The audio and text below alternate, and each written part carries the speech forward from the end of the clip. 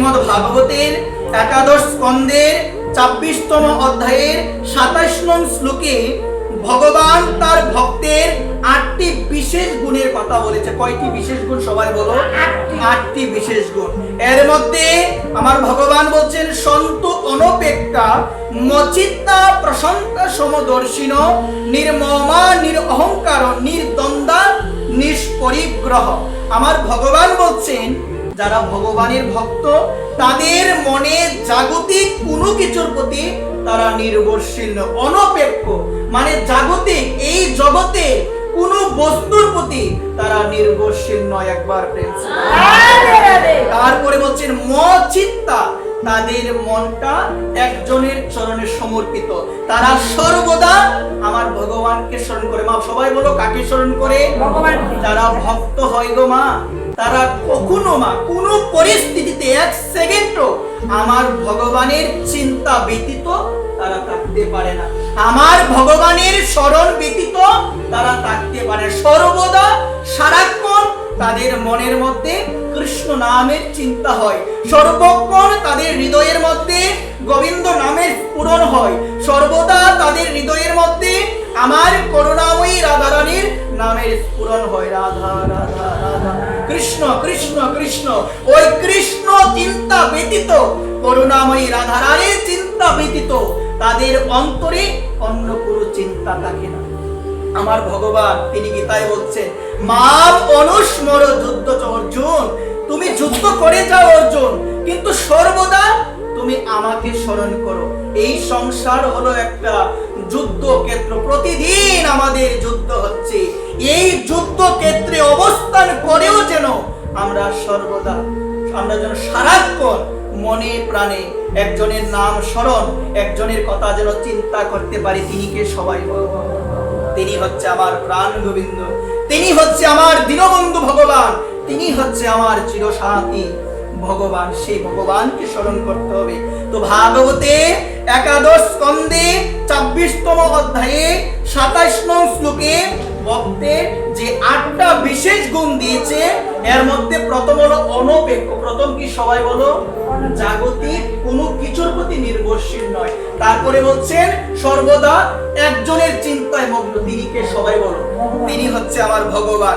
তারপরে বলছেন সর্বদা প্রশান্ত চিত্ত, তাদের মনের মধ্যে কোনো ধরনের অন্য কোনো ভাবনা নাই, সর্বদা শান্ত, সর্বদা শান্ত। বিভিন্ন পরিস্থিতি মা ভক্ত হওয়া এত সহজ নয়। বিভিন্ন পরিস্থিতি জীবনে আসবে, সেটা দুঃখ হতে পারে, সেটা জীবনের সবথেকে কঠিন পরিস্থিতি হতে পারে। ভক্ত সর্বদা প্রশান্ত, একজনের প্রতি অটুট বিশ্বাস। তিনি কে?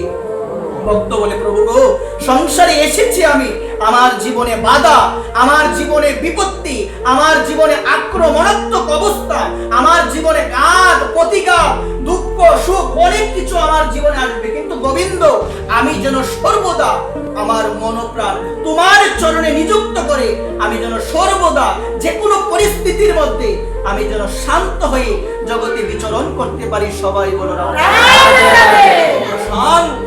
তারপরে বলছে সমদর্শী। তারপরে কি বলছে? সবাই বলো সমদর্শী। আমার প্রাণ গোবিন্দ তিনি গীতার মধ্যে বলছেন, বিদ্যা বিনয়ে সম্পন্নে ব্রাহ্মণে গবি হস্তিনী শুনি চৈব সবাকেচ পণ্ডিত সমদর্শী। এই জগতে আমরা পণ্ডিত কাকে বলি? আমরা পণ্ডিত বলি যে শাস্ত্র সম্বন্ধে অনেক জানে, যে অনেক কিছু পারে, অনেক কিছু জানে। আমরা সাধারণ ভাবে তাকে আমরা পণ্ডিত বলে আখ্যায়িত করি। কিন্তু আমার প্রাণ গোবিন্দ শ্রীমদ্ ভগবত গীতার ৫ম অধ্যায় কর্ম সন্ন্যাস যুগের ১৮ নং শ্লোকে মা ভগবান বলছে, শুনো মনোযোগ সহকারে মা। ভগবান বলছে, বিদ্যা বিনয়ে সম্পন্নে ব্রাহ্মণে গবি হস্তিনী, যিনি প্রকৃত পণ্ডিত তিনি একজন ব্রাহ্মণ।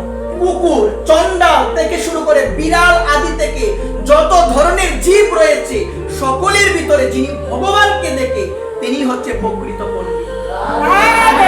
মন্দিরে গিয়ে ভগবানকে দেখা অনেক সহজ, মন্দিরে ভগবান দাঁড়িয়ে আছে, ভগবানকে দেখা অনেক সহজ, কিন্তু সকলের ভিতরে ভগবান, একটা কুকুর বিড়াল থেকে শুরু করে সকলের ভিতরে ভগবান আছে, এটা তো সবাই দেখতে পারে না। এটা যদি আমরা দেখতে পারতাম আমাদের জীবনে জঞ্জাল অবস্থা কোনোদিন আসতো না। আমরা যদি মন থেকে মেনে নিতাম যে তার ভিতরে যিনি আছেন, যিনি টাকার জন্য এই সংসারে তার মূল্য আছে, যিনি টাকার জন্য সে চলতে পারে, যিনি টাকার জন্য সে কথা বলতে পারে, তিনি তো সকলের ভিতরে আছে। তিনি যদি সকলের ভিতরে থাকে, আমার করণীয় হলো প্রত্যেকটা জীবকে সম্মান, প্রত্যেকটা জীবকে শ্রদ্ধা করতে হবে। একবার এটা আমরা পারি না সবাই, মা এটা সবাই পারে না। শাস্ত্র বলছেন যারা মহাভাগবত, যারা ভগবানের বিশেষ ভক্ত, যারা ভগবানের অনুরাগী ভক্ত, তারা কি করে জানো? স্থাবর দেখে জঙ্গম দেখে না দেখে তার মূর্তি, সর্বদা ইষ্টদেব হয় তার স্ফূর্তি। মা তারা অনেক কিছু দেখে, গাছপালা থেকে শুরু করে সবকিছুই দেখে, কিন্তু মা সবকিছুর ভিতরে আমার ভগবানকে দেখে। কাকে দেখে গো মা? সর্বদা হয় ইষ্টদেব তার স্ফূর্তি, সবকিছুর মধ্যে ভগবানকে দেখে।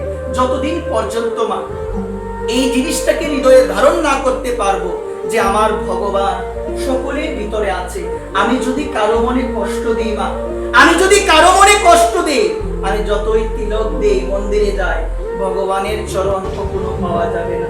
এই কারণে যারা ভক্ত না মা, তাদের প্রথম করণীয় হলো, আমার মহাপ্রভু বলছেন সনাতন গোস্বামীকে, কি বলছে জানো মা? জীবে দয়া নামে রচি বৈষ্ণব সেবক, ইহা হইতে ধর্ম নাহি শুনো সনাতন। মহাপ্রভু বলছে জীবে দয়া।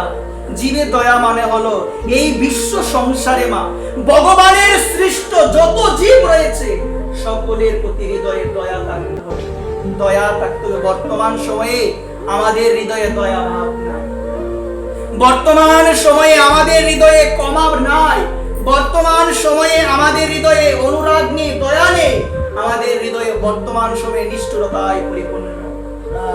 আমার ভগবান গীতায় বলছে নিষ্ঠুরতা যদি তাকে বুঝতে হবে এখনো আমি মানুষ হতে পারি নাই। অন্তরে যদি নিষ্ঠুরতা থাকে, বর্তমান সময়টা মা এখানে আর দয়া মায়া মানুষের ভিতরে নাই, আর আগের মতো নাই দয়া মায়া। এখন দিন থেকে দিন যত দিন যাবে তত মানুষের মধ্যে অজ্ঞানতা প্রবেশ করবে।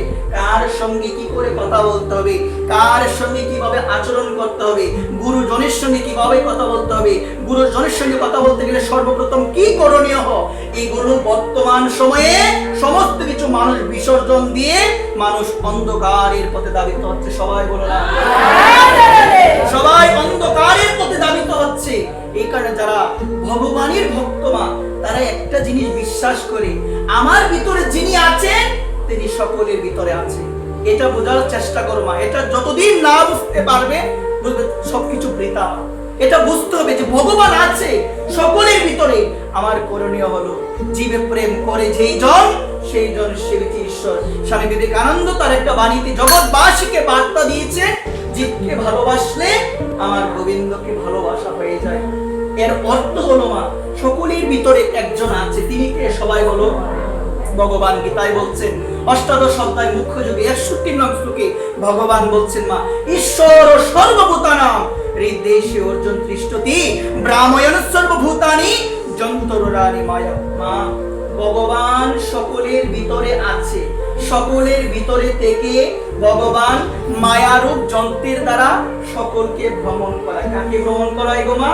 ওই মায়ারূপ যন্ত্রের দ্বারা এই বিশ্ব সংসারে আমাদের সবাইকে ভ্রমণ করাচ্ছে।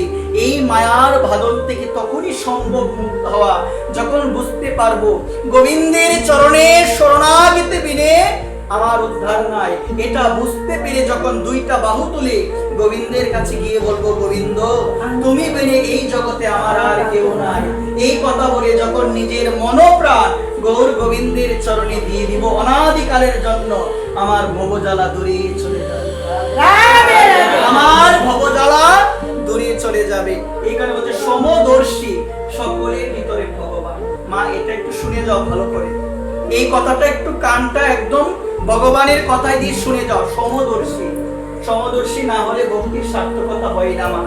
যারা ভক্ত হয় তাদের মধ্যে বিভেদ নাই, কিন্তু বর্তমান সময়ে আমরা লক্ষ্য করে দেখি মা ভক্ত হতে গিয়ে আমরা হয়ে যাই বিভক্ত। আমরা কি হয়ে যাই গো মা?